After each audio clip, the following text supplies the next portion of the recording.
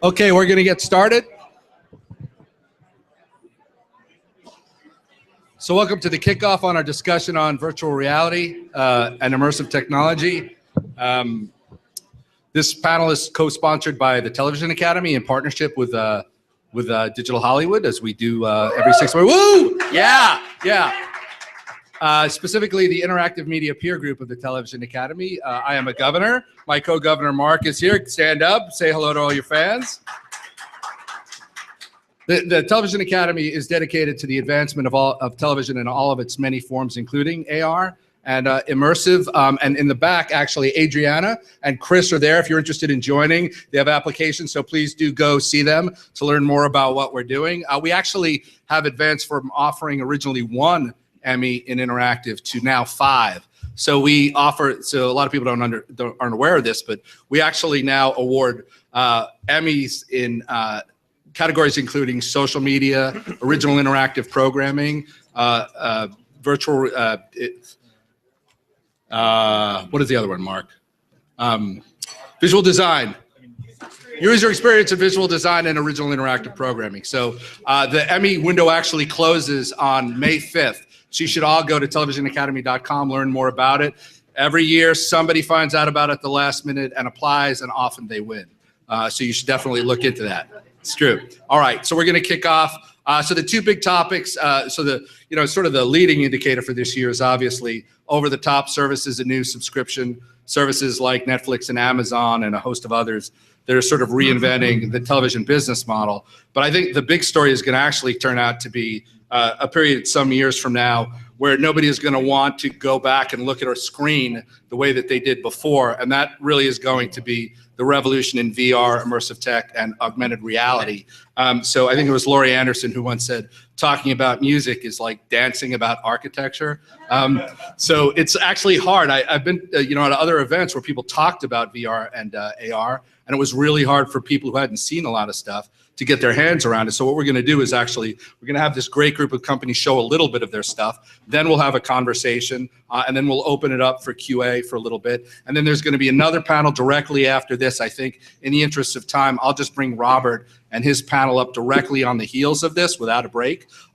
So in order to kick this off, why don't you guys each introduce yourself really quickly, and then we'll start each of your demos. Please. Sure. Hi, I'm Neville Spiteri. I'm the co-founder and CEO of Weaver. We're a virtual reality pioneering software company here in Venice. I'm Nani Della Pena, and Engadget and Guardian nicknamed me the godmother of VR for having pioneered how to use news and nonfiction in VR. And so I've been using gaming platforms to create news stories and immersive content. My name is Nathan Burba. I'm the CEO of Servios. Our focus is full motion virtual reality. We're known for our Zombies on the Holodeck tech demo, which won Best Overall at the VR Proto Awards. It beat out 6 Sense. So I just want to say that. Good setup. Take that. My name is Amir Rubin. I'm the co-founder and CEO of 6 Sense. And 6 Sense is all about enabling you the sense of presence in a virtual space. We develop hardware. We develop software, we develop middleware, and we develop a relationship with companies that have enabling technology that can help us deliver presence with a key focus on enabling consumers to disappear into the world they want to be immersed fully within under 5 seconds with all the technologies that we put together becoming full, transparent experience. There you go. My name is Michael Connolly. I'm the creative director and co-founder of Blackthorn Media. We're a startup here in Los Angeles doing virtual reality and games and descendants of the visual effects business. Yeah, and I do just want to say about 6 Sense and about Nani's. We actually, so this is actually not co-sponsored by USC, but a lot of us are from USC, as is Robert, who's going to be up after that. You guys were both at a recent event at SC, and the demo is really, you really do have to experience firsthand just how much, when you take the experience off, you feel like you've been ripped out of a world. It really is an amazing thing. So why don't we start, we'll just go down the row. I will open up your various documents and we'll take it from there. Servios, right? right? So actually, one of the challenges of VR is that really, unless you wear a headset, there's kind of no real way of actually conveying the experience of VR. It's just fundamentally about immersion, and that requires having a headset on. In fact, a lot of the demos that we have on the studio, we can show on a Samsung Gear. We also can show that on the Valve HTC Vive system, which we have in the studio in Venice, which requires a full room scale setup. So it really is actually a fundamental point in the industry around, there's a lot of excitement, a lot of people who actually don't quite get why VR is going to be as compelling as it is, partly because you really have to experience it for yourself. So we have some demos later if you want to come find me, and I think that's the best way to do it. And Nani, you actually are going to have it. Is Peggy out there? Yeah, we've got some demos in the back of a Trayvon Martin case, which I'll talk about a tiny bit. So I'll talk a little bit about sort of my background, what were my seminal moments in VR, and then share a bit about what our company is doing. So I read my first book on virtual reality in 1991. So I've kind of been thinking about this space for a while, and spent last couple of decades doing game production and film production and post-production. Worked on a variety of films and animated movies and such. And it's kind of always been sort of a big passion of mine to think about immersive entertainment and how to tell stories and enable other people to tell stories that are more immersive. So let's see, it was 2000, just before the Oculus Kickstarter project was announced. I started the company Weaver with the intention of figuring out what immersive media is. And we created a few experiences that we had running on multiple screens, on phones and screens on the wall. And when the Palmer Luckey announcement happened, we were very eager to get our hands on the first DK1. And that was the first time we had already built a couple of different applications, immersive applications. And once we ported them to the DK1 and put that headset on, everyone in the company had a moment where we realized, okay, something's different here. There's something fundamental about the sense of presence that you have when you're inside of a headset. And that was the DK1. This was sort of summer 2013. Then in January of 2014, Valve had their Steam Days. Valve is a game company in Seattle, and Michael Abrash, who was the chief technologist there at the time, he's now currently the chief scientist at Oculus. He talked about this demo that they had prepared, which is a room scale VR experience. And I want to give people a little bit of background on Oculus, just for the people who don't. Sure. So Oculus is sort of the name of the company that people associate VR with today. They were sort of the pioneer. They came out with a headset that sort of caught people's attention and very quickly resulted in a Facebook acquisition for $2 billion last March.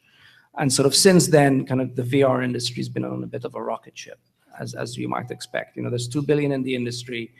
The general assumption is going to be another 6 billion following that very soon. So there's a lot of enthusiasm to be part of that kind of growing ecosystem.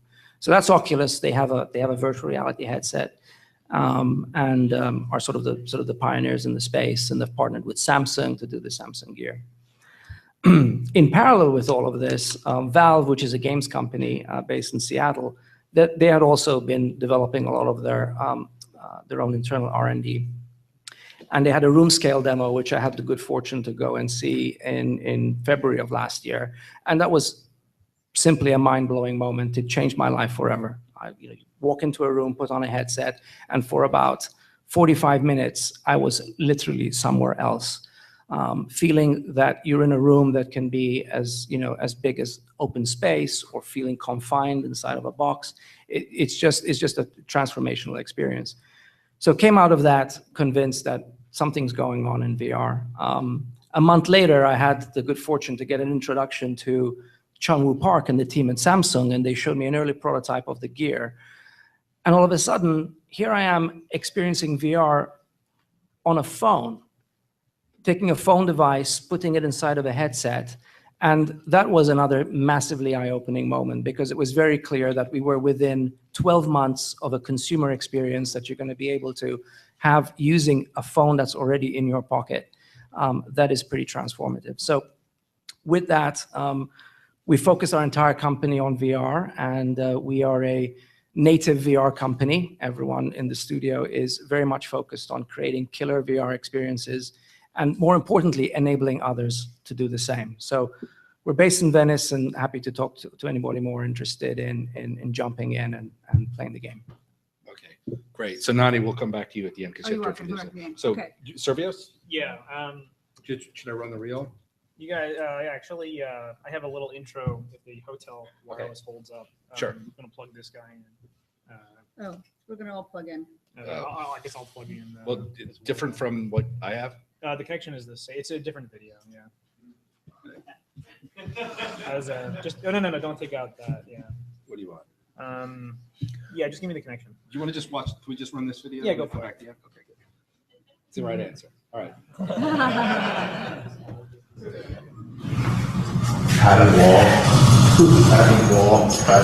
If he makes it to the next section, can you just center him and straight him, like at the very beginning of it? I just need a calibrate one more time.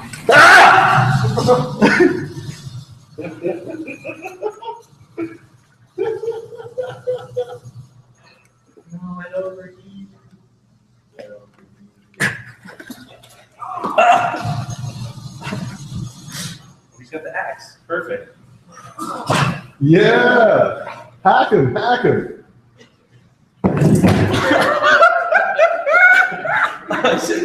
Sorry,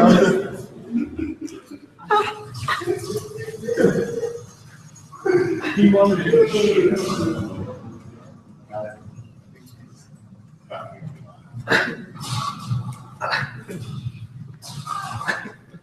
Oh yeah, there you go. Oh, he like really acts. Oh, he's in the middle of the table. He's invulnerable. He found a cheat.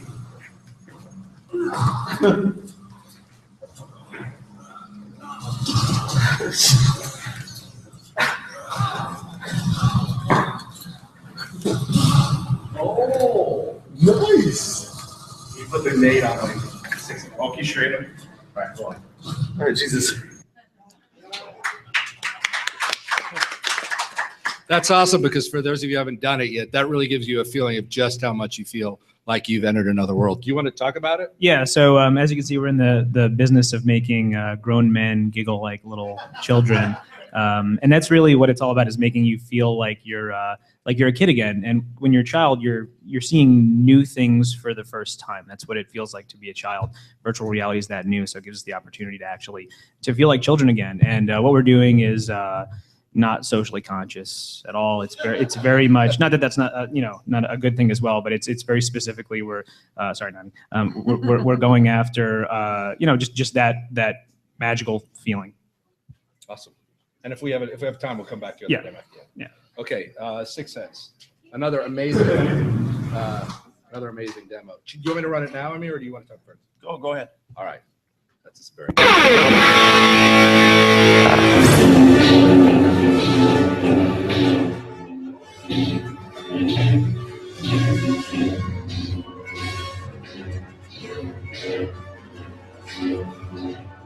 Hi, I'm Addie from The Verge at CES, and I am a Jedi right now. I'm trying out the STEM motion controller from 6 Sense. That's the company behind the Razer Hydra, and this is a little bit similar in that it's a motion controller, but what it does is have a base station back here that sends out an electromagnetic field. Using that, I've got one tracker here on my head, and I'm carrying 2 of them, sort of like guns, and they can sense their position. So unlike something like Leap Motion, which is using a camera to tell where your hands are and just sort of sensing them and trying to figure it out, this actually has hardware trackers that genuinely kind of make it a lot more accurate and also give you a much wider field of motion. This was probably one of the best VR things I've done at CES. I've also gone shoe shopping, which was fun, in a robot body.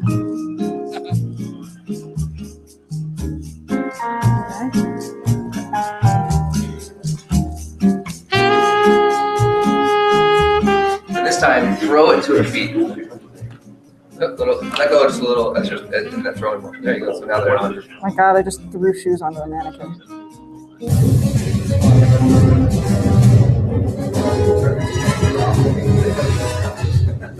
really, it's surprisingly versatile. Even though it's still just a little bit weird, there are about 5 times more buttons here than I'm using.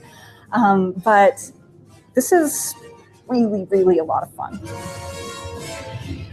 So the STEM system was funded on Kickstarter, and those units are supposed to be shipping out all by GDC this March. It's also available for pre-order at $380. Okay, I'm good.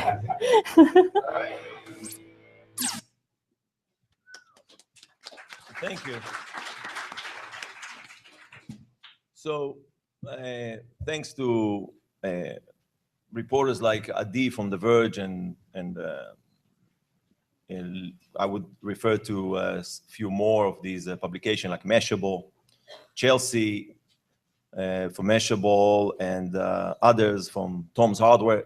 The tech media supports VR, and what we have seen, and thanks to them, we won the best VR product of CES. What we have seen is an amazing transformation of the way people expect to experience digital media. I'll start by giving you a little background. I come from military and medical simulation. I'm doing it for more than 20 years now. VR is part of it, been always a part of it. PTSD treatment, USC is doing an amazing work, treating soldiers that suffer from PTSD, and I would use that as an example for presence. If anyone understands what requires to help soldiers to go through the traumatic experience that they've experienced in Iraq or anywhere. There's too many wars around the world today, too many examples. But the key is that if we can help bringing back soldiers to their nightmares and helping them get better, we can definitely bring any consumers without any unique mental disturbance and bring them into a sense of believing that they are a Jedi for few minutes, or as my partner Avi Arad, which might, being Hollywood here, you might recognize. He's a big movie guy, makes Spider-Man and Iron Man and all sorts of big movies. That's all about, for him, it's all about getting the audience as close as you can to a superhero experience. He joined me in 2007 for a simple reason. He felt that he would not be able to do any more with the current mediums available. VR and the work that I've done in professional and on the professional and the military space is the kind of only way to allow consumers feel what it is to be a superhero. We started with Jedi, and it works. I recommend all of you to go downstairs and check it out if you didn't already. And where is it downstairs? It's basically the only place you have demos. It's in the ballroom. Okay, good. And I will summarize by telling you that VR is here, and VR is here to stay. And I brought some props. This is Gear VR for anybody that doesn't know what Gear VR is. Gear VR, this is Note 4. This is the first headset that came for Gear VR. This is how it goes. You got The Wild by Fox, as an example, running here as a VR movie type, 360 movie. You push it in, and you're in the wild. You're in the movie. You're not watching a movie. You are in the movie. You are, with this, you feel as a Jedi in a Star Wars experience. So every phone starting, every smartphone starting with last October spec, which is Note 4, is a VR-enabled phone. Every single phone that is selling from last October as a smartphone is a VR-enabled platform. These headsets that have very little cost in them, that right now, our technology, our platform is enabling them all to have what we refer to as all the presence technologies, enables them to have full position and orientation tracking so they can deliver experiences like Jedi that we already showed downstairs today on Gear VR. are very low cost to make. It's selling now for $199, but the cost of it is very, very low, which means that very soon, because VR is gaining so much public awareness, the Verizons of the world and the AT&Ts of the world are going to start giving it for free, so you sign for a 2-year contract, and then the install base will go into hundreds of millions. Talking to Forrester, they are telling me that these phones are going to be, these spec level phones are going to be in hundreds of millions of homes by the end of 2017. We expect at least 25% of them to be able to get very cheap, if not at no cost, headsets from Google, from Samsung, from LG, from Motorola, and from any other mobile provider. We focus on mobile because we have a relatively large developer community, about 16,000 developers, and those developers are very, very focused on making money. Okay, that's some kind of a strange subject in VR at this point, but we are fully focused on monetization of VR. So the only thing I recommend to you when you go downstairs and you meet Steve downstairs, which mind the demo area, you ask him, how are you going to make money from this? And he's going to show you how Zappos is going to use VR, hopefully. Again, this is not an announcement. We just made a demo. But how we can take you all the way from introducing your brand, let's say Star Wars is a brand. We don't make games, by the way, to be clear. We have what we call the 6th Sense V-commerce platform. It's a virtual commerce platform that has components on it. I'm not going to go too deep into it because we're going to have issues here, I can tell. But the bottom line is, it's about how to monetize. You experience the product, you can try it before you buy it, and then you take it through the process of buying it. You purchase the product that you just experienced. And you do it socially. You do it with your grandma, with your friends, with your shopping partners, whether you buy shoes, clothes, or toys. That's the future of VR, and I'm urging all of you to experience it immediately and start developing, because that's where you're going to make money. Yeah, just to echo that really quickly, if you haven't seen a demo, you really have to. My transformative experience, it wasn't any of these guys, but I saw a demo where it was actually not a super great rendering, but I entered this very sunny environment. It was I won't say who it was, but it was this sort of medieval environment, and I was in sort of a pretty crappy conference room at the time, and I went into this world. You were with me, and sort of unconsciously, I didn't realize it, but I was just playing this game, but it was a nice sunny day and the music was nice and it was fun. And as soon as I took off the gear, my heart sank. You know what I'm saying? Do you guys feel that? Yeah, like reality, you leave. Yeah, the reality kind of sucks, right? That's exactly so right. as soon as you, and so that's the transformational moment, like for our kids or whatever, they're going to go into this stuff. And they're not going to necessarily want to come out because you can construct such a beautiful immersive experience. So you really do have to see it. So I think we have 2 more demos. Do you want to? So are you figured out? Or Yeah. are you So gonna... we got an adapter here. Okay. All right. Let's do it real quick. So thank you. Sure.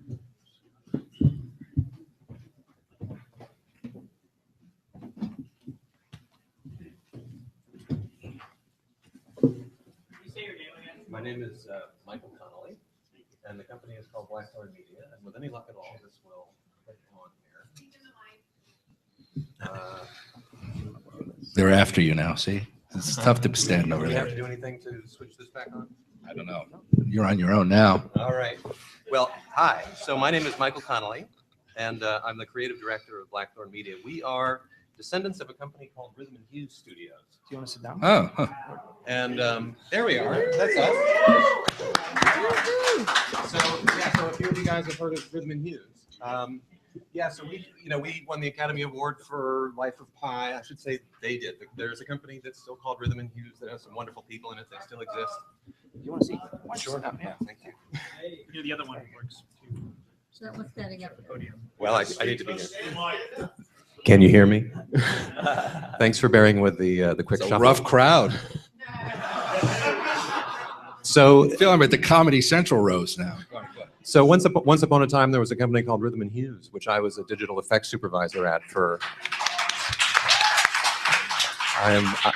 I'm honored. I was a digital effects supervisor at Rhythm and Hues. Was there for the better part of 18 years, And it sounds like you all know the story of Rhythm and Hughes, and we hit a pretty hard rock, and one thing led to another, and suddenly it was time to start a new company.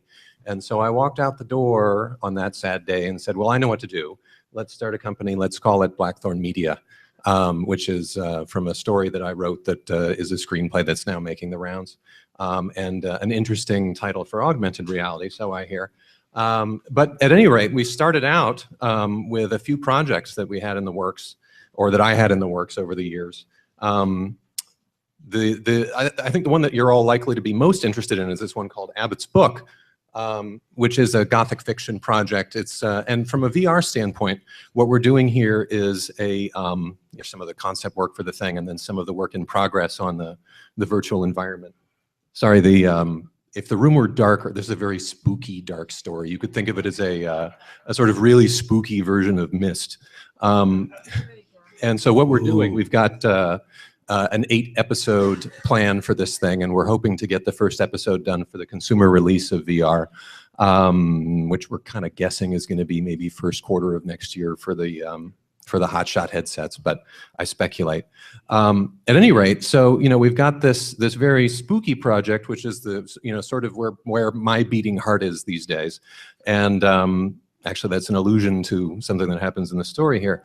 This is a child who gets turned into a monster and locked in the basement.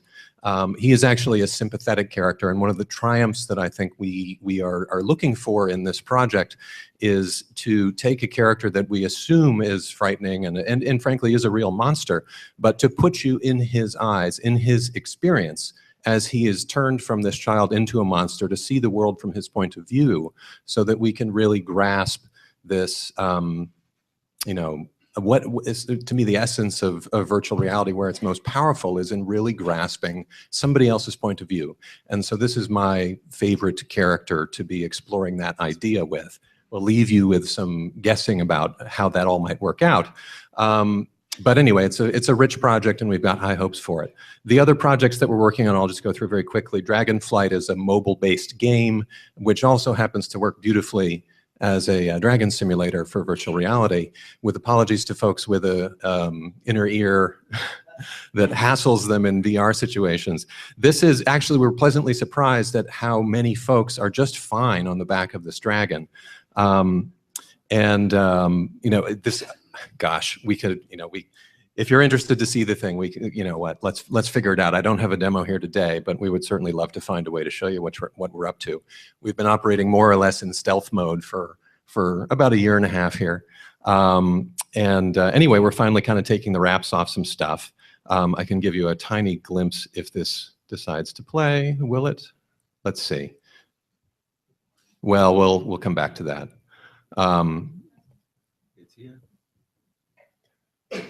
So as you can see, that would really be the vomit comet in VR. But from a mobile standpoint, is that going?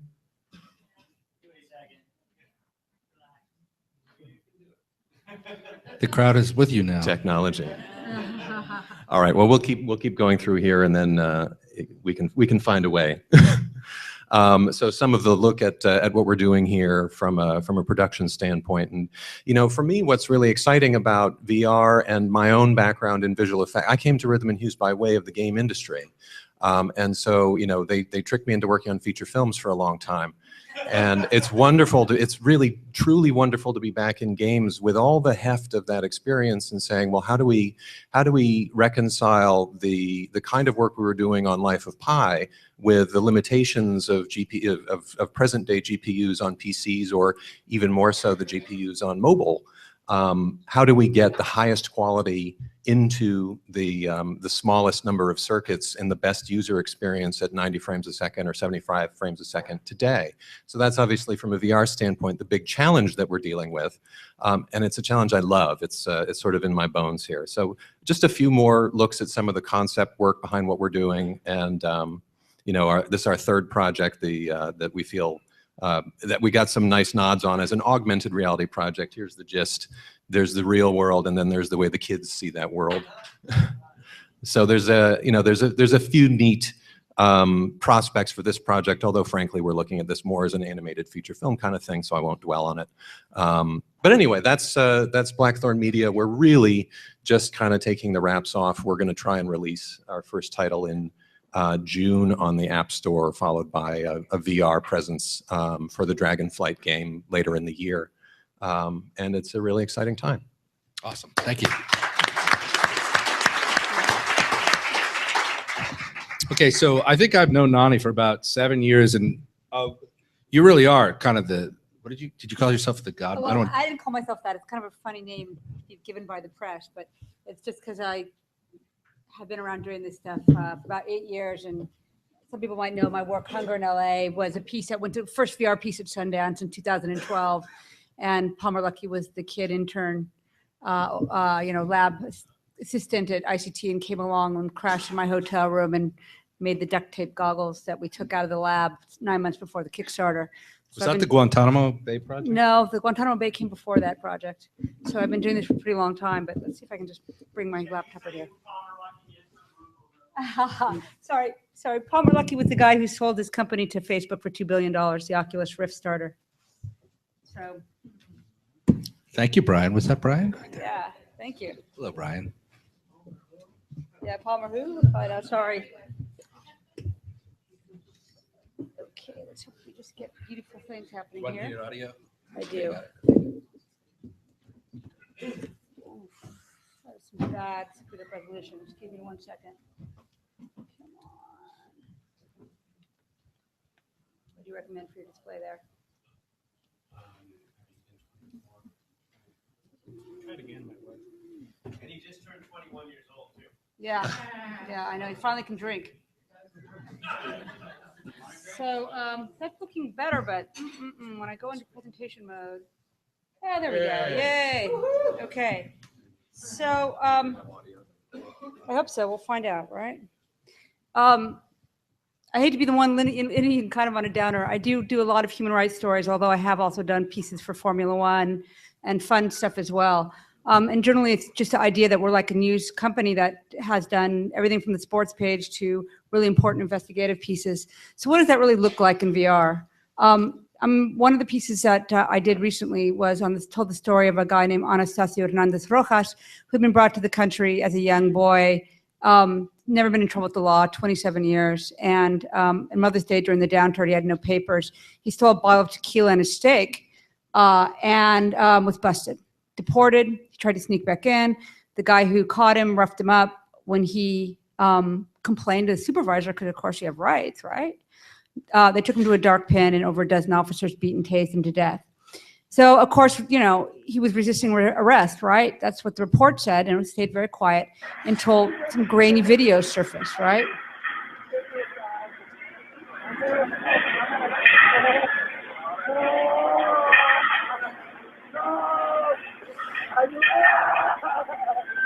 So there were a couple of witnesses, but I'm not going to address the second witness at the time. I'm just going to give you an idea of the piece we built. You can imagine not a lot of funding for these, so some of our graphics aren't great, but it's getting better now. But we took it to BuzzFeed, and we set it up in their offices. And this is a video that they made on this, and I think it really kind of gives you a good overview of what VR can do and the impact.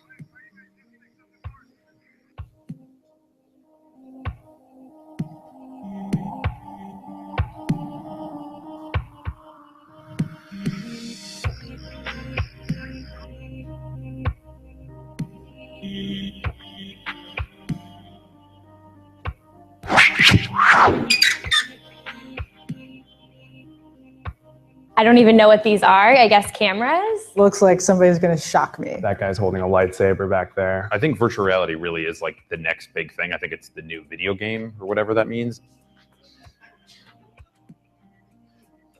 It's so weird. There's like all these people and I'm like, what is about to happen? How's this look with my hair? Pretty good, right? Oh, got it. Whoa. This is going to simulate a cell phone. So it's going to be when you press this button here Yeah. and you hold it up in front of you, a cell phone will appear and you'll have 60 seconds to record whatever you want before your battery dies. Oh, I see. Oh my God. That's even crazier. All right, so there's a bunch of cops here. They're like standing around, something's going on. Oh, right here. That's not cool. Like on the other side of a fence, there's all these people just like kicking and beating this man, and he's screaming. Look at this, and nobody's doing anything about it. Of course nobody's doing anything about it, right? Of course, because that's what people do, they just watch. It's kind of messed up. Oh, here we go. I couldn't tell before, but I think he's handcuffed. I'm looking above. I'm seeing the horror. Hey, we're recording you! Already not moving, but there's like 5 dudes beating him. Same thing, they just are not stopping. Yeah, the real beating went on for over 20 minutes. I don't know. I mean, I can't believe that like is real. Did not expect a recreation of a real life beating. I thought it was going to be some sort of possibly some entertaining game. That was not the case. You feel kind of like helpless and isolated. Hopefully in that situation, you actually would be able to like somehow stop it. But I do think like the next best thing is recording it. I wonder what I would really do. Like, I know you want to say stuff. It's okay to say stuff, but it's like I don't have the power to go and arrest the police. Maybe that's problematic. I think when you see something like that, you're like, wow, that was horrible. But at least like the one comfort that I have is like the United States justice system will do something about it. And like people that do bad things get punished for that. And then like what we've been seeing the past few weeks is like sometimes that doesn't happen. The thing that was really sort of disorienting is that it wasn't one cop doing it and his partner, it was all these other cops sort of standing around and watching. I think every police officer in the United States probably needs to experience what I just experienced. I think everyone should give this a shot. And it should not only be for entertainment. I think there should be a whole universe of stuff that we can use this for. And this is definitely something I didn't consider at all. And it's really effective.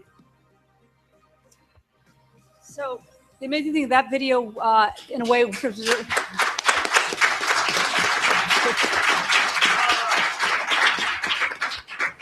so, we talk about you not being able to tell people what it's like before and after. So that video has been great because it served as a bridge for us to kind of explain, the impact.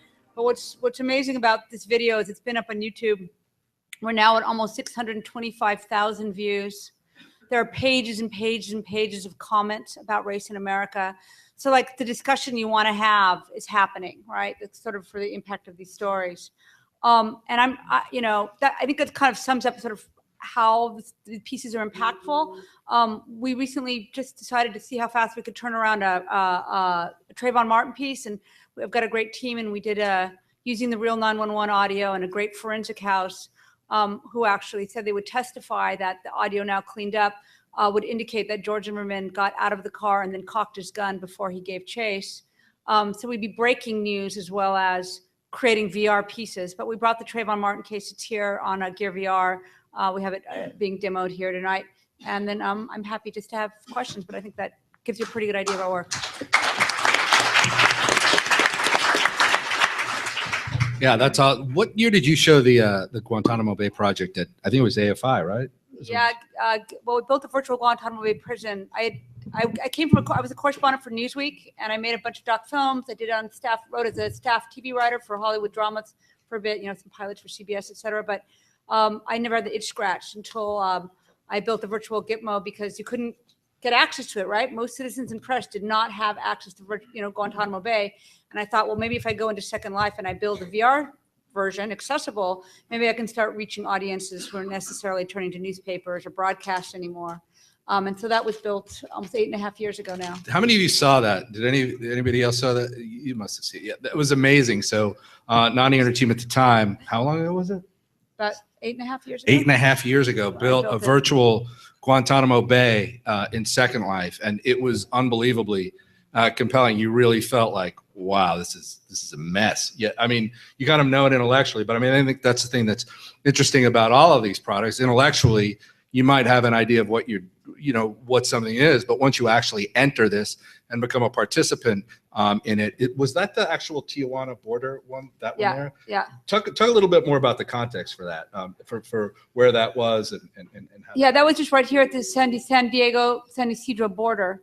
right on the edge of Mexico. And again, it was brought to this dark pen that literally the other side is when you roll immigrants out the door and onto the other side. And it's usually like a Mexican officer with a checklist. And usually the U.S. Border Patrol calls and says, okay, we're bringing you some people. And they didn't call that night with this guy. And there was no, reason why they couldn't have just pushed him out the door, but they decided to, by him reporting that they'd roughed him up, I think they wanted to retaliate and hurt him enough so that, I don't know if they intended to kill him, but they certainly went for it when they started. Anyway, so that was the source of that piece. And PBS Need to Know did a little guy named John Carlos Frey was the great investigative reporter who got a hold of these 2 grainy videos, but barely anybody's seen that piece. And so by putting up on BuzzFeed, we were able to actually capture a much larger audience, which is very interesting. Fantastic. Let me get a sense of how many questions there are. Okay, we have a lot. All right, go ahead, Brian. Is that you? I just want to say thank you, Mike, to know because when I first experienced VR, my first sense was people could only be put down in the middle of the war. We would have the sense of what war was all about. Right. So the fact that now, given what's going on in the country, I just said to Bruce, I said, can you imagine if the 360 camera dropped right down into Baltimore right now? And to be able to give people experience. So I just want to say that I really appreciate your work. Thank you very much. To me, illustrates, not that I'm against gaming, I love it, but it really illustrates the possibility of narrative and storytelling and forward-moving narrative in VR. So I just want to say thank you. Thank you so much. There's another one right back. Yeah. So my question to the panel regards to the fact that tomorrow we're going to talk about the 5-year value of what's going to go on with AR and VR. And there seems to be a sense of responsibility to the technology. One of the things that we haven't done very well in this country is be responsible with technology we created. We created technology for audio that's really killed our music business. We've created a business, model for film right now that's actually starting to erode the film business. What is going to be the responsibility that everyone's going to take, or they feel that their businesses should take, with regards to where the business should go and how content should be created for that platform? So the question is how is VR going to work relative to existing business models and content right holders? Is that sort of the idea? I could. Yeah. No, this situation is simply this: that when we started this business of broadcast in this country, people went to Congress and they said, if you give us 1 hour a day to give the public news, will you give us the rights to the airwaves for free? And that's how we got broadcast in this country. We made a trade. That trade has never been done ever again, which is the reason why content right now, our children's content is free. And those of us who are sitting in this room can't make a living based on free. So what I'm saying is, how do we create responsibility? Well, you could go. What it is we're doing so that people will see the value.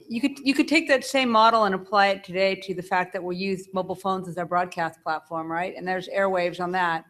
So we just don't apply the same principles that the BBC does in their country for having great content, but people pay for it. It becomes a taxed commodity, and that's one sort of radical solution that I might throw out there. Bruce, the simple fact is that VR is the best and the optimized medium to tell stories.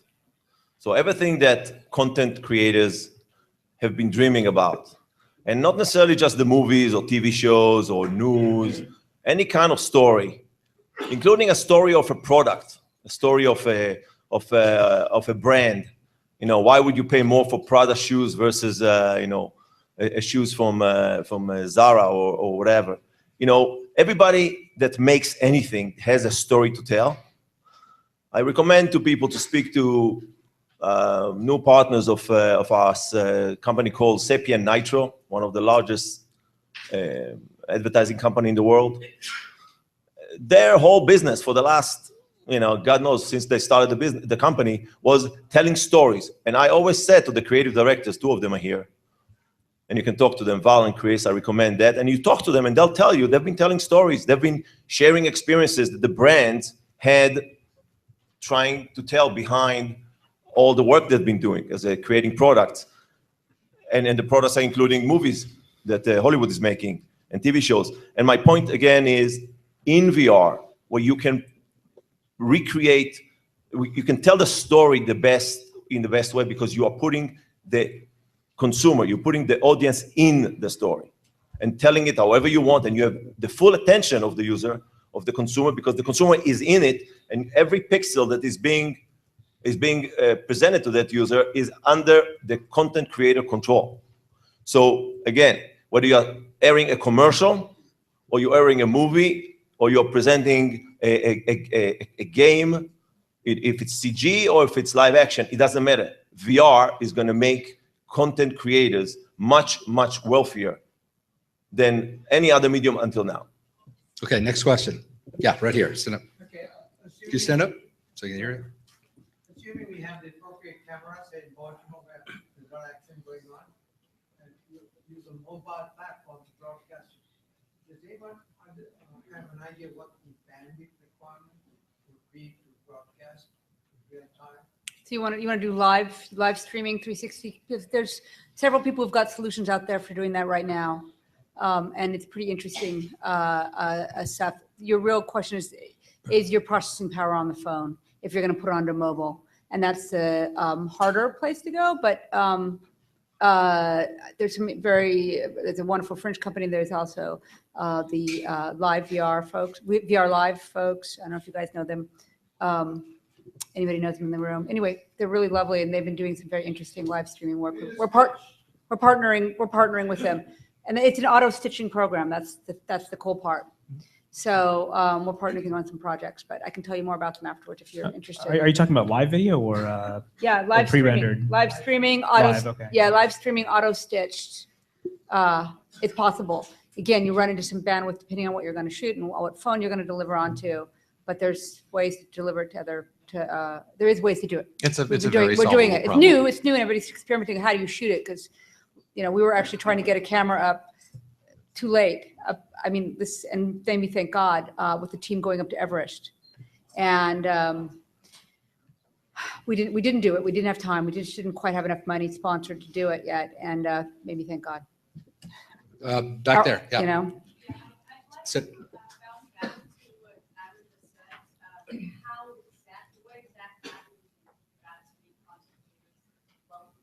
So say that a little bit louder. We couldn't hear you. Oh, sorry. It's okay. So Armin said that VR is going to allow content creators to be wealthy than ever and monetize better than content than ever. What specific ideas? Just what example? I can give you when I have my daughter finding a reason to go to Toy Story or all these Pixar movies or DreamWorks movies 50 times or 10 times at least, I'm not understanding that concept, and I've tried because again, that's the secret of making more money from a piece of content, to have the consumer want to watch it multiple times. But in VR, you never, if you have a 360 experience and you are in there, there's a real reason why you can experience it many, many, many times. Not only you have the full attention of the consumer, not only you'll be able to bring other consumers to socialize in that experience with that audience. It's really about the fact that, if at one point you were looking, to one direction, you might have missed many things that's happening behind you. You might have missed many different things that other people were doing in the same environment with you. There's a reason to experience it, just like a reason if you can relive life many, many times. You are able to really create content that is really limitless in its possibilities of experience, and content creators are the ones that's going to benefit. The moment that all the technology and the platform will be there, content creators will benefit. I think as a content creator myself, the issue, and I hopefully speaking to your question there, the issue is sort of one of this sort of radical democratization of distribution, and everybody that has an idea can get something out there and see if they can make a buck on it. The problem is differentiation. In one sense, another problem is, simply the ability to execute technically. But if you look at the app market on mobile phones, for instance, if you're making games on mobile phones and you're charging for those games up front, odds are you're going to do much, much worse than the people who are giving it away. So as the prior speaker, or as the prior questioner mentioned, how do you make money on free? Boy, I'll tell you, that's a question we are really racking our brains over right now, just for the sake of, all right, well, we got to start by giving away what we're doing for free, at least in the app space. VR, we're hoping, is going to offer a different kind of marketplace as it's born, really. But fundamentally, the devices that drive it are awfully good at moving data around, awfully good at moving imagery. And so the ability for, the conduits for channeling money back to content creators really do need to be firmed up. It's a giant concern. At this point, we're looking at folks like Valve or Apple or Oculus, perhaps. I know they're setting up a storefront, or I guess it's live, to manage this responsibly. But it's the Wild West right now. This is a huge question. A lot of this is on faith that this content will find its way. Okay. Yeah, I would agree with that. That it's to me, I have a slightly different view, which is it's not entirely clear whether VR content creators are going to magically make more money than future media. I think that with any new cycle of new technology, there's new opportunity for natives to come in that are native to that medium to disrupt and create value, which I think is very positive for anybody that's kind of early cycle in a new technology platform. But at the end of the day, VR, as great as it is, it's another content consumption device and will probably follow similar patterns to previous media. So I think it's still very much to be determined what the channels and what the pathways are to actually ensure that there's sort of fair monetization.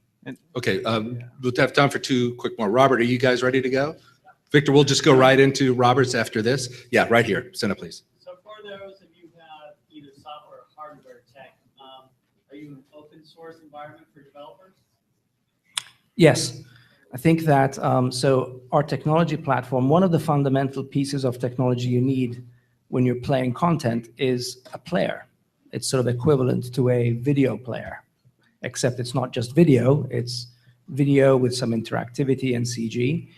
And I think the opportunity is for there to be open source versions of that player. That's an approach that we're taking in the company, and we think that that is one way that you can start to both build an audience, embrace producers, and the open source model has proven to be very successful in a number of other industries. So I think that's... yeah, right here. I know. The question I have is legal admissibility standards for VR evidentiary submissions in cases, for re-examining cases, and in jury submission of evidence. What sort of ideas do you have in terms of where this is going that will be useful in actual cases and the like, rather than just telling stories?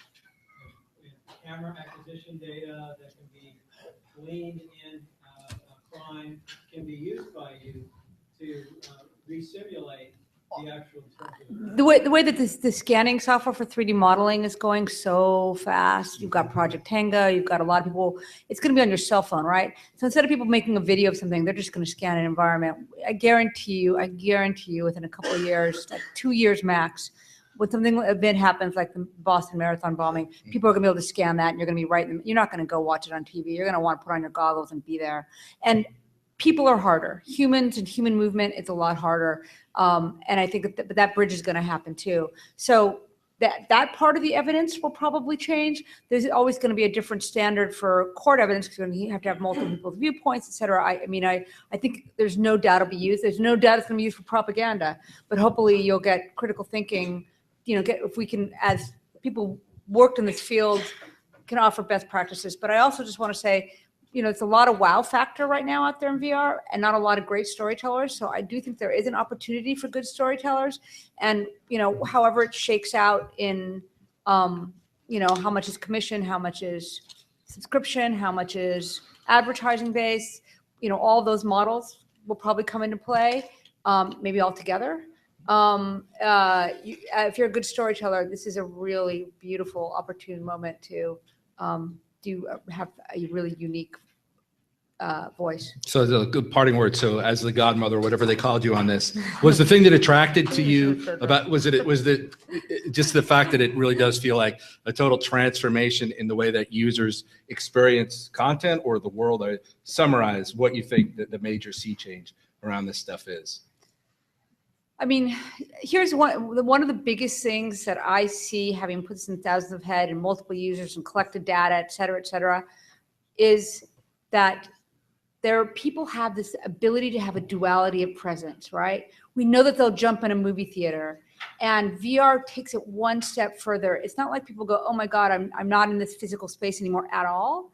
They kind of know they're still here, but the fact that we can have this duality of presence and experience being in stories this way is kind of a magical thing and really an extraordinary. It is the dawn of a whole new medium. It really is, and I feel very fortunate to be part of it. Okay, awesome. Last shameless plug.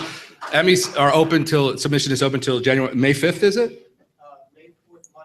May 4th, Monday. Please see Chris and Adriana to learn more in the back. Again, there are 5 Emmys awarded in interactive media. Please learn more and join us. And now we're just going to segue in. I want to introduce my colleague at USC, Robert Nashik, who is also from Servios, who's going to take us directly into the next panel. Please give these guys a great hand. That was awesome.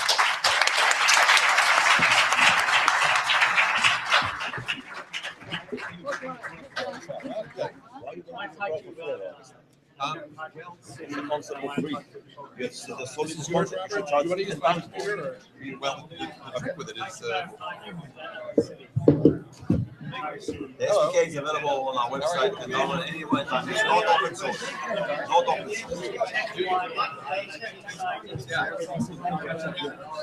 I already checked it. Because you gave it to my colleague downstairs. Got it.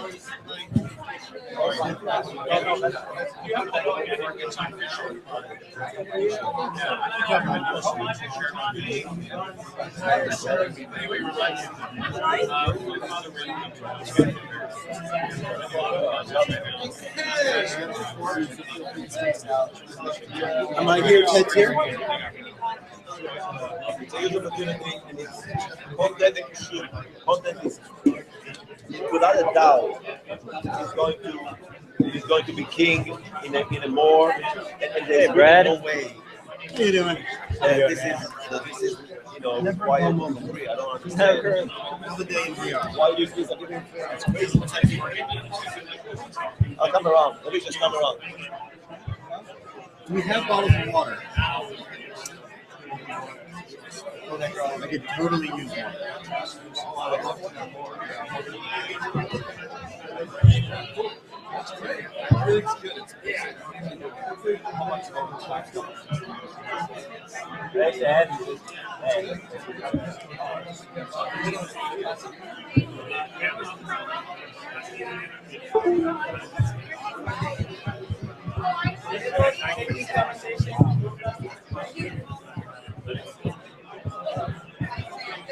After you're done with this, could you try to locate some water to these guys?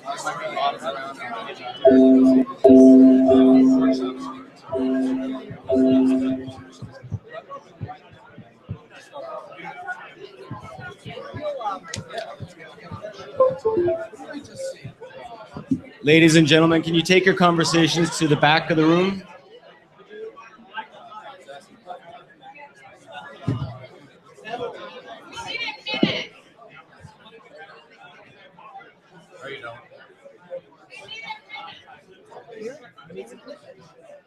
Shilowitz and Herman, attorneys at law. It's a good firm name, Shilowitz and Herman. It's entertainment law. Shilowitz and Herman. Actually, Shilowitz, Herman, and Levin. Yeah, it's a good Hollywood law firm name. Wonderful. Spend some time with Daniel. If you could start taking your seats, please. Thank you. Yeah, it's a great guy. Oh, I need a water. I've asked them to get a seat. You know where they're at? Water's gonna be good before we talk. I agree. Is it possible to get bottles of water up here?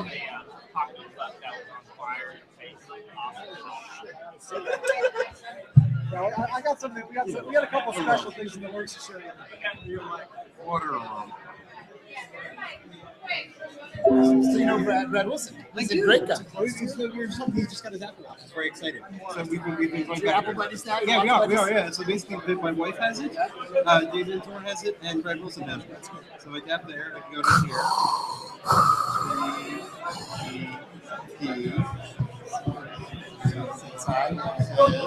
We wait a little while it disappears. I'll tell you about my. Might have my son do a Kickstarter. I don't know. Meaning watching it until it's I'm going to. Totally. The health. I mean, there's already 3 people and stuff. And the guys that just started out. Murmur. Part of it will get here eventually. There you go. Success. Hey, look at that. Magic water. Take it in the hands. I'll take another one if you got one. I drink a lot of water. Okay, we're about to begin. Please, everyone, take your seats.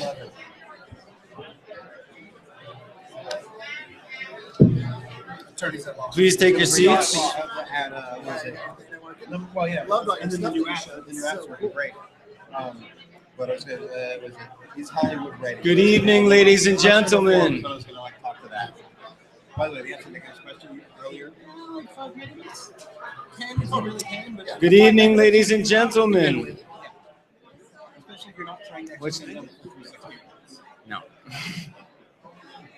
Ladies and gentlemen, we're about to start. If you could take your conversations to the back. Everybody's very excited to talk to the speaker and some feedback. Get everybody quiet real quick. My name is, good evening, everyone. Hi, good evening, everyone. Very nice. Good evening, everyone. Thank you for being quiet. I'm glad you're staying for the second session because it's going to be amazing. Our topic is Hollywood in VR, opportunities at the intersection of content and technology. My name is Robert Nashak. I'm the COO of a virtual reality startup called Servios. Our goals for this panel are simple.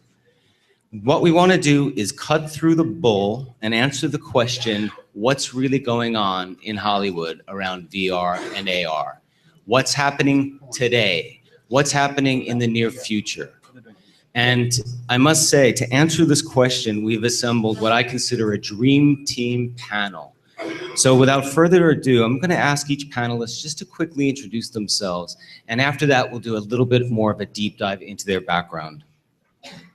Ted? Hi, everybody. I'm Ted. I work for 20th Century Fox. Thanks for the applause. That's very sweet. I'm their futurist and all-around big kid. Hi, my name is Brad Herman, and I run Dream Lab at DreamWorks Animation, and we focus on mobile, immersive, and interactive technology and storytelling. Also a big kid, trust me. Yeah, we're like two big kids. Kid, not just because the wide, but you know, fan. Hi, I'm Peter Levin. I head up ventures and gaming at Lionsgate. I can guarantee you I have a better action figure collection and comic book collection. I can challenge that. Yeah. Oh, I will pick that challenge up. You Um, don't I've- want none. My name is Morris May, and I'm the CEO and founder of a company called Specular Theory. We create virtual reality content. Great. So we'll learn more about this in just 2 seconds. I just wanted to tee up what's going on right now in the VR landscape. 2015, it's the year VR went from concept to category. There was so much buzz around VR at CES, at the Game Developers Conference, at even NAB most recently, Sundance, of course, the Tribeca Film Festival. And these are just some of the headlines you've been reading. And I must say the momentum is actually being replicated in recent sort of projections on how fast VR is going to grow. DigiCapital just 2 weeks ago came out with a report that sees VR and AR revenue growing to $150 billion by 2020.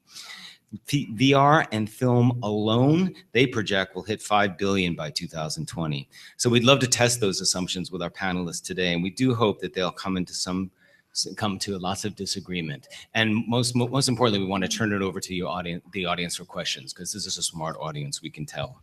So given that context, I would love to ask Ted to just tell us a little bit about what he's been doing in the VR and AR space. Sure. So we at Fox, and me, take a fairly broad view of what a lot of people call VR, and we refer to as immersion. So VR has a necessity of telling people that you're going to put something physical on your face, which is a very valuable sector of what immersion is, but it is not the only one by any stretch of the imaginations. If any of you have been to a theme park in your life, you have been to a concept of virtual reality. So part of our work is exploring the future of the cinema experience, the group experience. A lot of people are thinking that, there's always this death call of the group experience, but you all are in a group setting and wanting to connect. And that's a very valuable part of it. So with another technology company called Barco that I'm also working with, that's the big movie projector company, we're working on essentially theme parking every cinema in the world and taking what is traditionally what we always sort of expect the movies to be, which is like a thing in front of us. Someone hung a bed sheet 100 years ago and said, this is the way movies are going to be. And it's always just sort of stayed that way. But there's a lot better technology now that allows us to expand that vision into an immersion sense. Thanks for whoever's clapping there. I know Brad's been touching that as well, as we explore things that are appropriate for putting on a headset and where it doesn't make sense to put on a headset and you need to put a whole bunch of people in VR or AR at the same time. So that's part of what we're doing. That's the non-headset version.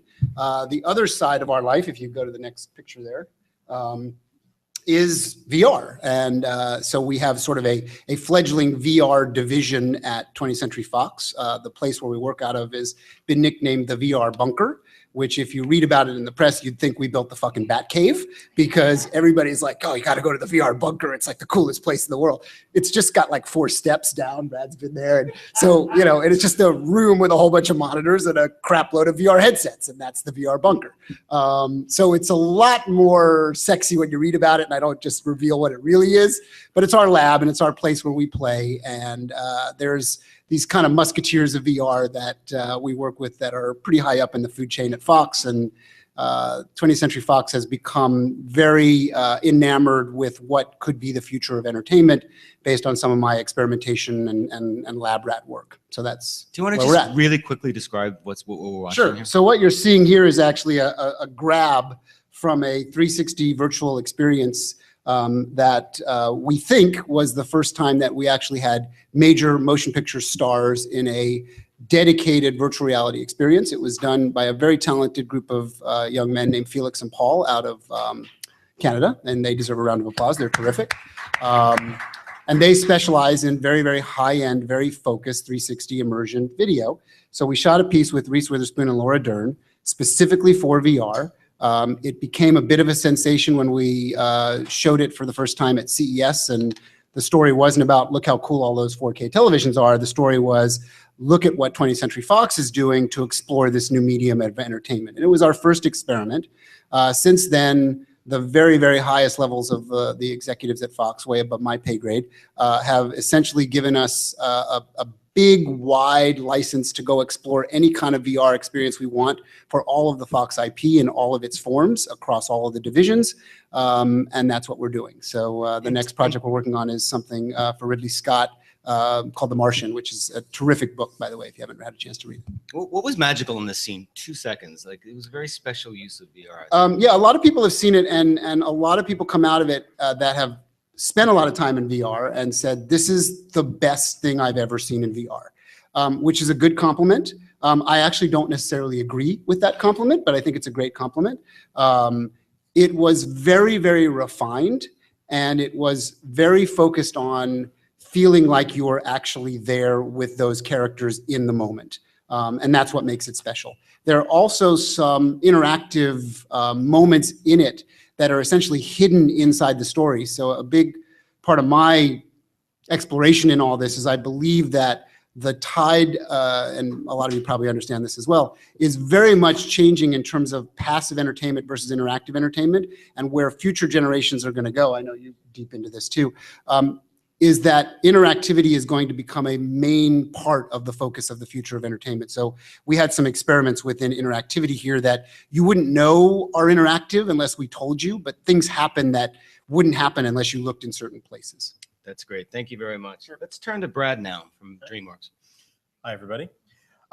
So DreamLab, it's an idea I had almost 3 years ago, and it was really about how do we take the most cutting edge technology out there and fuse that with DreamWorks' amazing storytelling expertise to create new consumer-facing experiences, to create the next generation of entertainment. Where could we possibly go? Where's the market going to go, and how can we get there first? Thankfully for us, our CTO and Jeffrey Katzenberg believed in the idea. And for the last 3 years, we've been making really cool things and taking them out on tour and really trying to find what sticks, what works with people. The picture you're seeing here is an early 3D printed Oculus Rift headset from our Dragonflight ride. This is a ride that we took on a nationwide tour a year and a half ago. We put over 10,000 people through this ride. It was a marketing experience for How to Train Your Dragon 2. And we really tried to see what worked, what didn't. We put young and old through it. A lot of people, certainly their first time through VR. And we got a lot of research out of it. We got a lot of data that we could actually crunch and bring back.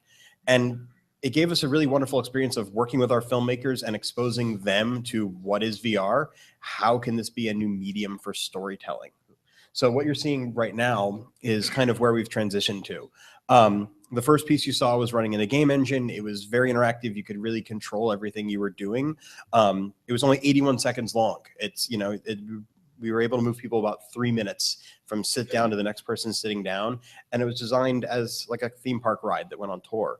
Now we've been working more on narrative, more on character, using our next generation tool set from animation and doing pre-rendered experiences that we're layering interactivity onto. So we're going to show you a video here that's some of our, not that.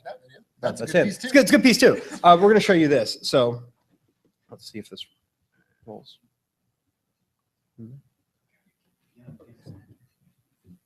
Got it ready. Yeah, I can do it. It's all good. Thanks. All right. Hopefully we have sound. We'll see here. And we'll find out in a second. It'll queue up. So it's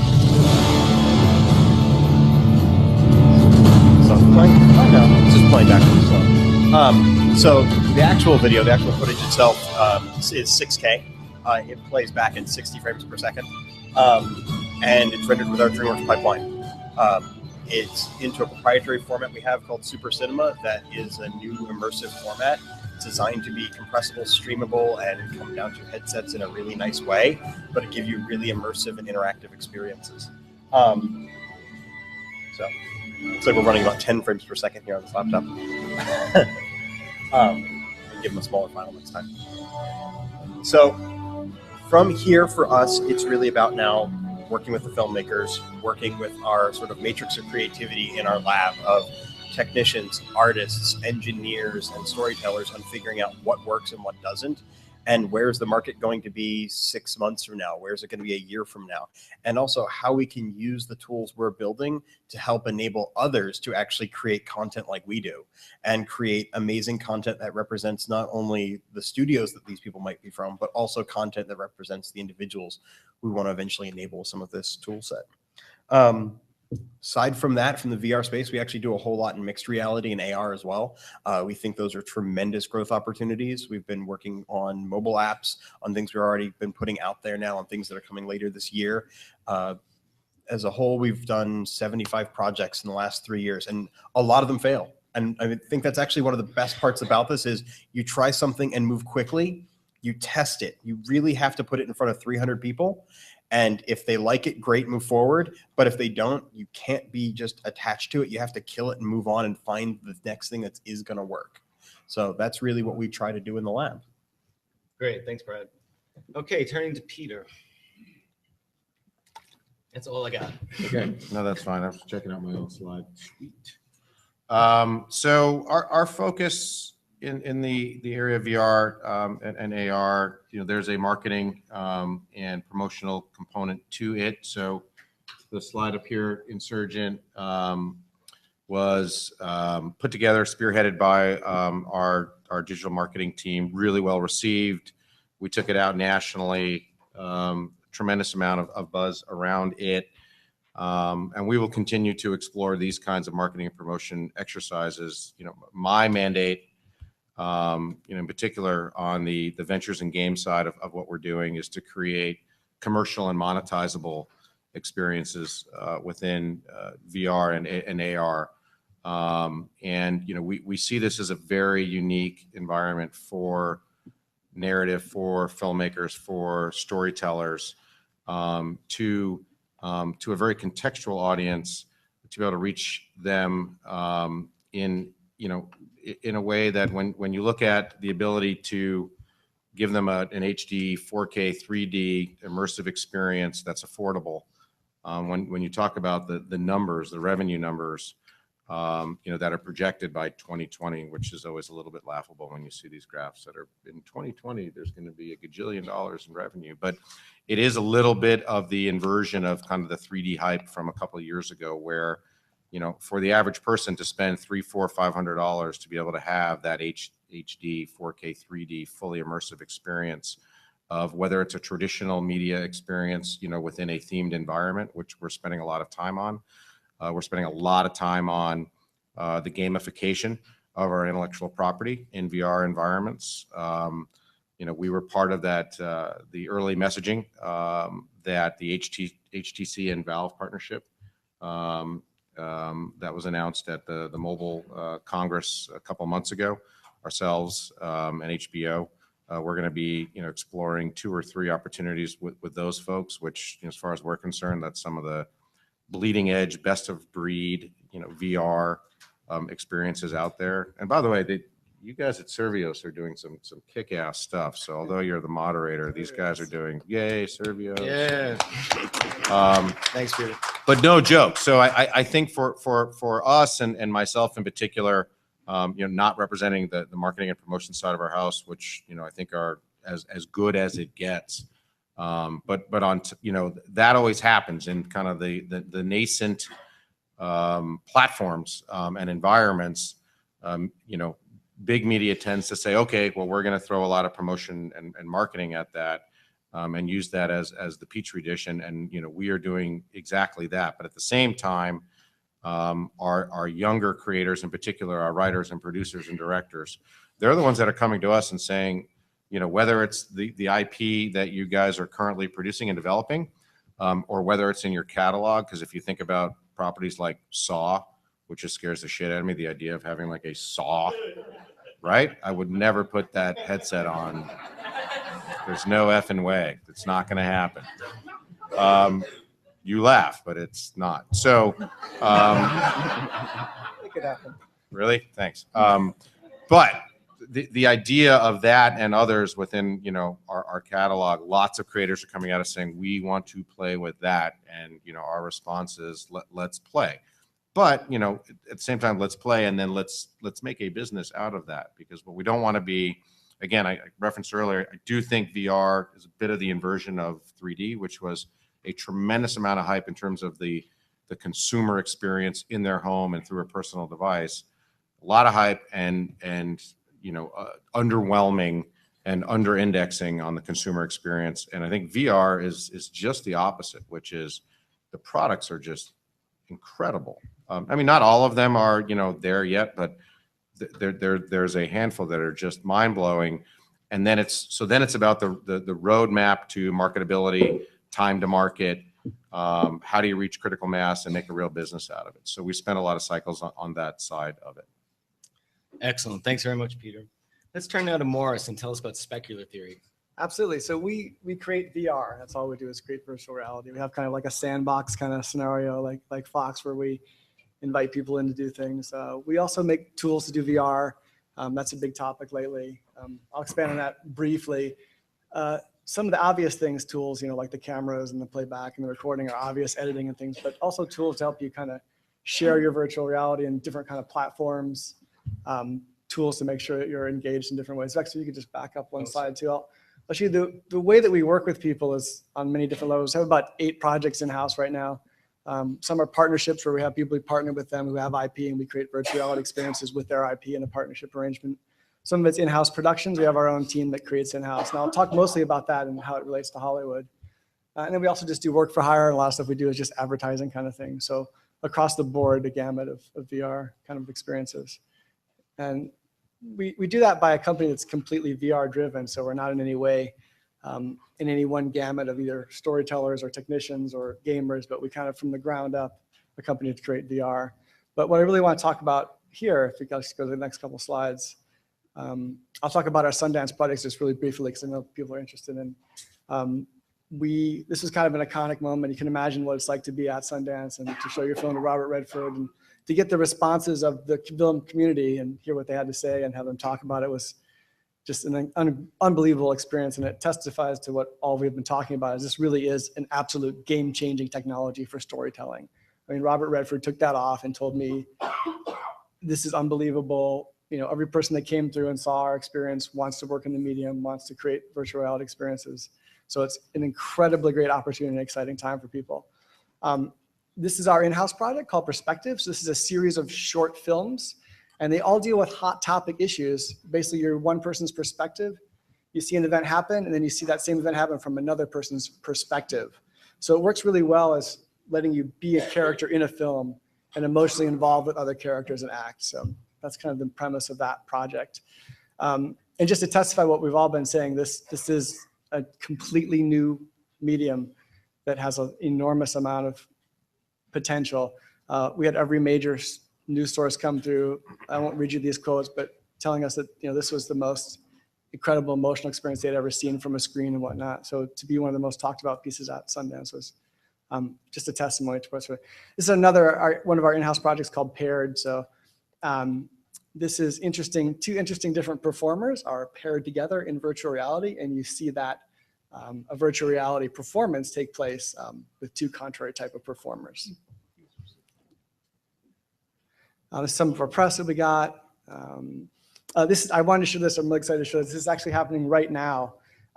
We were contacted by the California State Assembly. They wanted to see Perspective, and they flew down with a couple headsets. We showed the entire in Sacramento right now. They're actually watching the film with the entire Senate, Congress, and the Speaker of the House, and they wanted to see it. So it was a very exciting time for us. That's what our state government's doing. Actually, that's exactly what we're doing.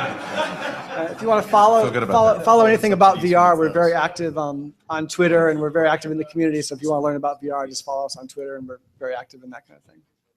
Excellent. Thank you, panelists. Now let's get to some questions, and I want to throw it to you as soon as possible. My first question is a very pointed one. Moving forward, how important will Hollywood be in driving widespread adoption of VR and AR? Before we discuss, you have to answer just 2 words. Not important, somewhat important, or very important. Asking Ted, me is like asking a the butcher how much meat to Really, of course, very important. Brad, any dissent? Somewhat important. Interesting. Peter. We'll crush it. It can't be stopped. It can't be stopped. Yeah. Okay, Brad, you were the one dissenter. Why don't you start? Why not the total enthusiasm? I think Hollywood is going to be important, but probably not in the first wave. Realistically, with the cost of hardware and where things are over the next, say, 6 to 12 months, games are probably going to lead the pack. They're the easiest thing to adapt. It fits well. The content makes sense. And realistically, those are easier things to monetize with the structures that are in place. We're going to absolutely kill it in terms of marketing experiences, in terms of IP and brand. but it's not going to be stuff that's going to be inherently profitable. It's going to be stuff that we push out there as marketing.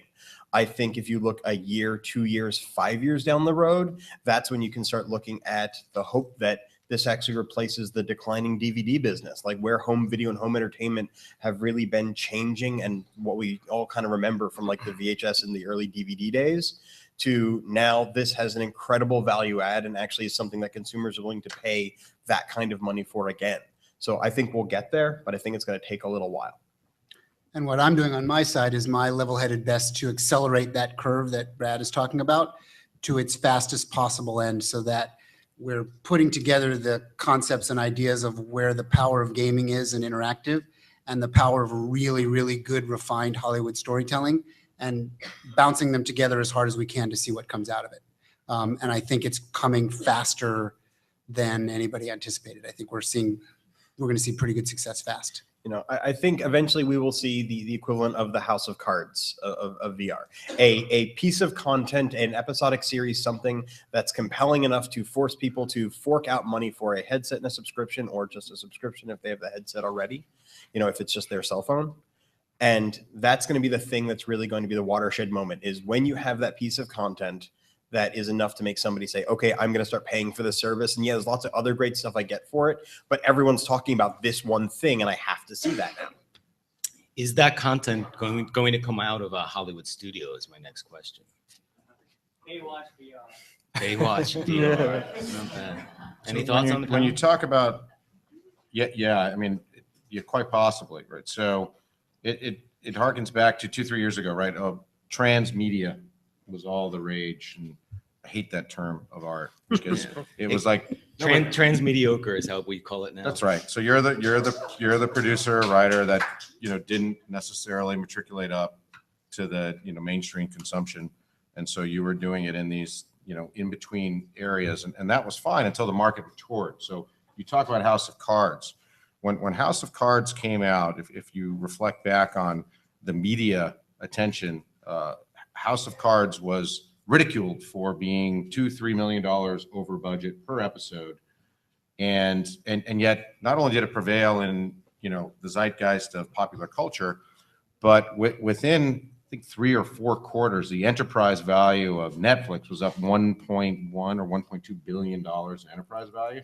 That wasn't really written about in the, you know, the media press, but so their shot on goal was such a big shot on goal because they brought on the best writers in the world, the best cast in the world, and put a phenomenal show on a non-traditional platform that created an efficiency and less friction between the consumer and the producer.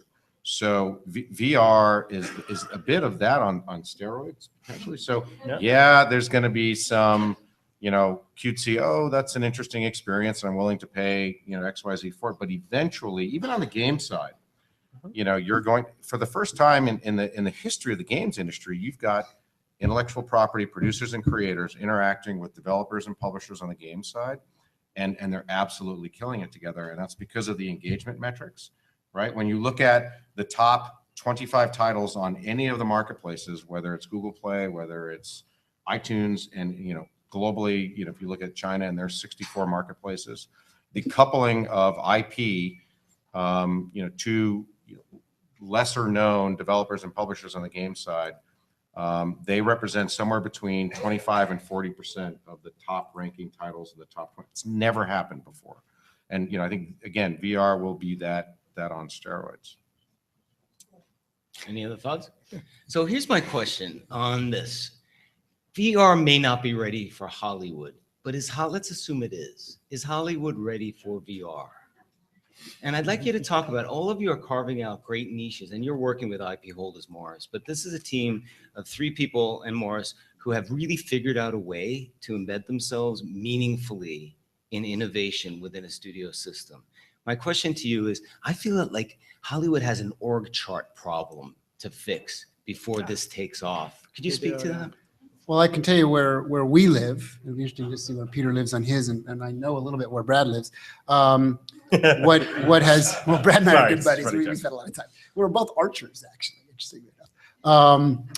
Where Fox certainly is a very big organization, of course, and it's siloed, as many big organizations are. What we've discovered about this VR phenomenon is it is breaking down boundaries and it has become completely cross-divisional. So this thing that started out with me working with the president of post-production at Fox, as that was kind of where we dropped into, well, put VR in here and we'll see what happens, has now become everybody from all over the studio is kind of saying, okay, there's this group over in this bunker doing this crazy stuff. We need to go meet them. And now we're doing stuff for Fox Television, both big Fox TV and FX, Fox Interactive, Fox Sports, big Fox Movies, Fox Searchlight, and Fox News. So we're essentially, it is the opposite of what you might think. The technology has become so interesting to so many people that they're looking for a little bit of a divining rod. They're looking for someone to at least help them and guide them and show a little bit of what we've learned without ever trying to give the impression that we're the experts on anything, because we're not. We're just the explorers and the learners. And that's worked out really well to create this level of excitement and interest in this new medium that has crossed all boundaries and become this kind of new like summer camp at Fox, where everybody wants to come and hang out with us. That's why my life's so fun. So, Brad, are you a camp counselor? I have some friends in the room who might agree.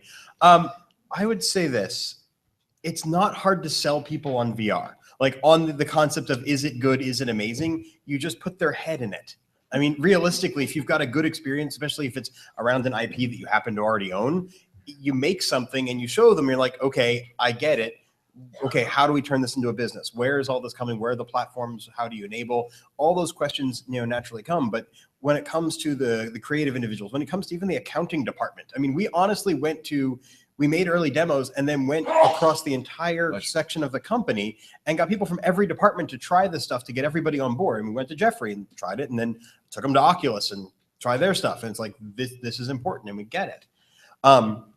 It's a long road. I mean, it's been a couple of years now getting to the point where we are now. And all of this is accelerating at an amazing pace. And I know a lot of this audience is far more on the live action side. So I'm going to show you a couple of things here real quick. So this tiny little thing is a Ricoh Theta camera.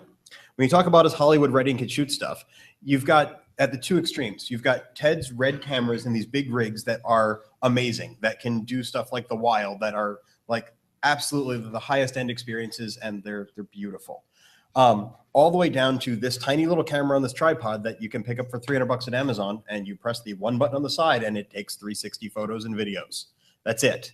Like, it's gotten that easy. So if you have an idea for something that you want to test in VR and shoot something, for $300, you have your camera rig and you can go press record and test it at your own studio and see if it works, and show it to somebody and say, look, we just made VR. We just, while, in between shots on set, we put this thing here and we had somebody do a scene. I mean, we've been doing prototyping and previs this way for a long time. And it's important that you actually go do that, by the way, because it shouldn't just be like the three of us up here and the 3 or 4 other studios we know who are actively trying to get there. If we need to be a united front as studios all actually making stuff, because that helps validate the market and helps get our side of this moved forward. Yeah, I mean, just to comment as far as maybe to go back to your org chart scenario, it's like this requires a different way of thinking about things. We have some of the greatest talented directors in the world coming to the studio constantly, and we don't tell stories with close-ups and pushing in and doing things. We tell stories in a different way, in a 360 way. So in agreement with your saying of just kind of experimenting, but a ground-up studio that can experiment and it doesn't have any boundaries to how they create things, and a different way of thinking about things is probably going to be. So it's an education process. That may be the way to go. Same for you, Peter. Education. That's freaking me out because I play Portal and it looks like a turret from Portal. Yeah, doesn't it? I know. So. No, it really does. And have you done the Valve version of Portal, which is the most amazing? Yeah, no, we're partnering with them. So right. So you're it, right. So good. Have you announced any IP that you're partnering with them? We have not, but we will soon. So our org chart is honestly myself, Daniel Engelhardt, who works with me, who's our director of VR. He's somewhere in here. He's the guy you should follow up with after this. But it's I honestly feel, and for myself, with a pretty entrepreneurial background, it was very left of center for Lionsgate even to embrace someone like myself within their environment. But I think it's pretty conducive to playing in an arena like VR and AR, where, you know, it's a wonderful thing when the younger creators that we work with, and some of them are writing, producing, and directing, you know, north of $100 million features. 25 minutes into any conversation with them, they're like, okay, so what can I be doing in this new medium that's not peripheral or derivative or tangential to this bigger shiny thing over here? They want it to be as fundamental and foundational, and that is where the rubber will hit the road, right? So it's not a hobby for them. It's, you know, they're younger, of a younger generation, so they're growing up consuming this way. So it's not just a kind of novelty to them. You know, they want to be on the front lines of it. And so we're pushing really hard to bring them, you know, the cherriest of opportunities, both again within our IP catalog and or exploring original IP, that in the near, medium, long term will be monetizable, consumable, you know, experiences. These are great answers. I think it's a great opportunity to start taking some questions. So you had your hand up first. So Bruce Greenberg, I'm going to be moderating the panel tomorrow on AR, VR, the 5-year outlook. One of the questions I have in the panel follows up with some of the same thoughts, which is from the studio's perspective, and Ted, this is probably best for you because you're kind of crossing the boundaries. It seems like mostly everybody, and Brad specifically, had some conversations, it's very siloed in terms of the way everybody's working. So for instance, a little company out of Korea called CJ Corporation already created the opportunity for all of us to fly with, you know, the dragons and How to Train Your Dragon 2. For those people who got to go to 4DX Theater, it was amazing. That picture was absolutely amazing. And you didn't just fly for 80 seconds, you flew for the whole, every time they were out. So like home video, is there going to be a process because of Barco's escape? Obviously, there's now ScreenX from the same company. Yep. CJCGV. Yep. Is there going to be an opportunity where now we're going to put together, you know, 3D audio, Barco escape? It's your 180 when you're at the theater, and then we're going to add the 180 from behind, so that when you go to home video, you're in the middle of it all, and it all translates, you know, somehow into a home entertainment experience versus what the experience was at, you know, when you're in the theater. Sure. Well, what are your thoughts on that? Well, so we haven't really tackled the home video part of it. We're just cutting our teeth on how do we transform the cinema into a more modern theme park style, much more entertaining, much more compelling experience. And it is a topic of discussion and thought as to how and when does it translate into a home experience, because eventually everything moves into a home environment, right? That's just the nature of the beast of entertainment and what it is. But the initiative as to where it sits today on the Immersive Cinema Project is to find the separation point between the home experience and the let's go to the movies experience. So that's where the focus is today. It'll probably evolve and mature as the format matures, you know, but we're just in the earliest experimentation days. But some big things have happened, right? So Jerry Bruckheimer is now on board to make projects in this immersive cinema project, and Fox has a 5-year deal now with multi-titles, and there's more stuff coming. So it's out of its first experimentation and into the real world of it's going to be an exhibition deliverable. But I can tell you that our conversations are mostly focused on what is it to create and compel the audience to get off their couch and put their shoes on and go do something together. That's what we're focused on right now. You know, so from my perspective, adapting something for VR isn't just putting a 360 camera in. Adapting something for VR is the equivalent of adapting a novel for a film. Is that you have screenwriters, you have a team of people that take what is already an amazing story in an amazing medium, and they create their vision and their version of it in a new medium that is a very different medium. I think taking film to VR is as much work to do it well as it does. The CJ experience is a 5D experience. It's wind, it's shaky seats, it's that kind of stuff. It's a lot of fun, but you can't control the narrative. You can't fly the dragon through the arches. You can't do any of those things. we adapted elements of the film to make an immersive experience where you're in control. We turn you into our main character Hiccup and you look down and we have the full production res quality character. And, you know, like the shoulder pad had, I was a little techno, but had 40,000 polygons and 4K textures. Like it's the most high res shoulder pad anyone's ever made, because why would you ever need one that high res? But it's because it's right there, and you, it's an inch you away need from to your see face. the like all the detail in it. So, you know, it's that is very different from just making it an immersive cinema. We've been working a lot though with our Super Cinema platform on how do we adapt traditional content into enhanced versions for VR and home. And we've been working on a pipeline and a tool chain to do exactly that. So, but that's different than a experience that's authored directly for VR. But I think it would be foolish for anyone to forget the fact that we have over 100 years of amazing content and a new delivery platform coming. And we're going to want to resell all that content again. Yes, one more quote. No, a few more questions. Yes. Hi, Greg with B-Sky. I actually have two questions. Brad, one is, you said you had 10,000 people on how to train your dragon. You learned a lot of lessons. Just share a couple of those lessons with us. And the second part is, I haven't heard anyone really talk about Spielberg directing Ready Player One. Yeah, baby. That's like DreamWorks Studios. Yeah, absolutely. Yep. 2-year time frame.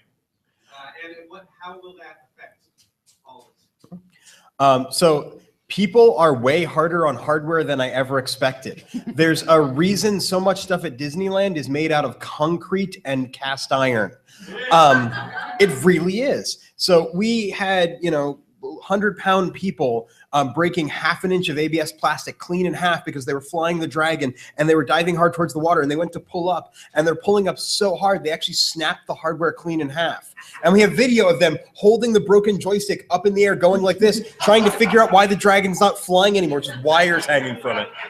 So early installations, we learned a lot. We moved into like, you know, half-inch thick wood and steel, just to really like reinforce the stuff, because when you're in there, it becomes so real and you feel real emotions. It's like, I'm going to hit the water. So that was some of the early stuff we learned. We also learned that some of the early foam could take off makeup. So like the foam, so they pull it off and they'd have a ring of like where'd the makeup go. So thankfully lots of improvements in that area. But those are some of the kind of interesting ones that we found along the way. That's great. Who's got a question for Morris or Peter? Go for it. As content developers, Just speak up a little bit. yeah, as content developers, does it enter your mind on what the delivery constraints might be for the best experiences that you could create, whether they'll be 100 megabytes or 15 gigabytes, and what the environment that we all live in as far as data is concerned, or data consumption, how that will limit you as content developers to be very economical or to certain things altogether. We give that a lot of thought, and our entire production pipeline is based on that. So we shoot extremely high res, and then we have tools that can push it to every possible platform. So just the same way you encode a video, we can code it to play back in mobile or play back in, we're big cardboard VR fans. So we make experiences that work really well on the highest, newest Gear VR S version. And then we also shoot stuff out to cardboard. But so the idea is to try to hit as many possible distribution pipelines as possible by not without spending a fortune, making something that's easily pushed to all different platforms. Does that answer your question? Yeah. Let's do two more burning questions and then we'll call it a day. Yes. Rob from Panorama. I've been directing panoramic movies for about 5 years. I direct more than 100 so far, from clients from Petrobras up to IBM.